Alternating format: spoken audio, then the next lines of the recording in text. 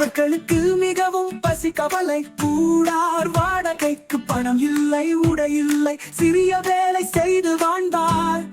அவ்விதமே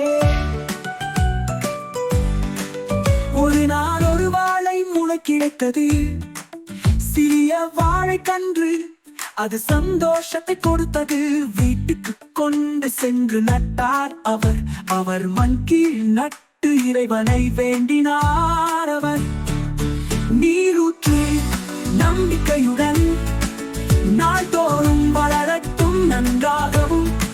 ஏழைதான் அன்பு பெரிது, கடவுள் காப்பார் நம்மையும்.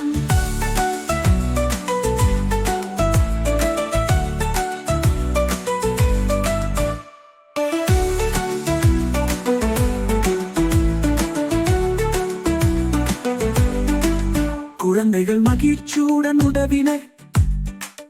உலர்ந்த மண்ணில் நீரூற்றினர். பெரிய இலைகள் வளர்ந்தன, கனிகள் வந்தன. மஞ்சள் வாழைகள் கண்டு மகிழ்ந்தனர்.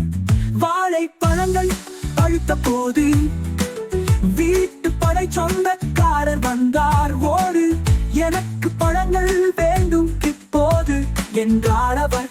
குடும்பம் துக்கமாக இருந்தது அந்த நேரம். நீரூற்று நம்பிக்கையுடன் நாள்தோறும் வளரட்டும் நன்றாகவும். ஏழைதான் அன்பு பெரிது, கடவுள் காப்பார் நம்மையும்.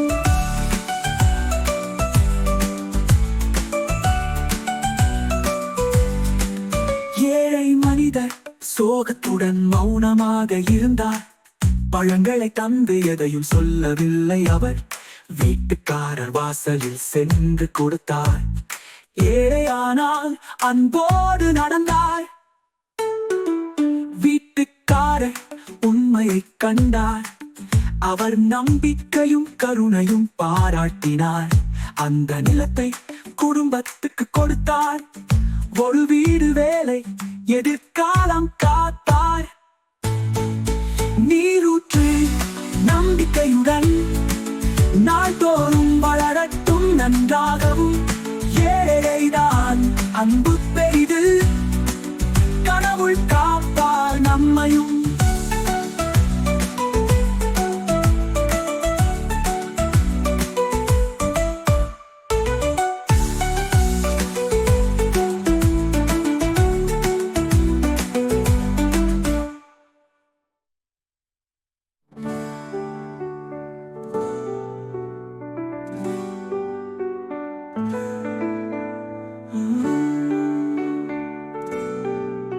ஜாய்ஃபுல் பாத்வேஸ் என்ற மசியலான பயணத்துல எங்களோட சேர்ந்ததற்கு நன்றி. ஒரு பெரிய லைக் கொடுக்க மறந்துடாதீங்க. சிரிப்புகளை பகிர்ந்து இன்னும் பல மாயாஜால சாகசங்களுக்கு சப்ஸ்கிரைப்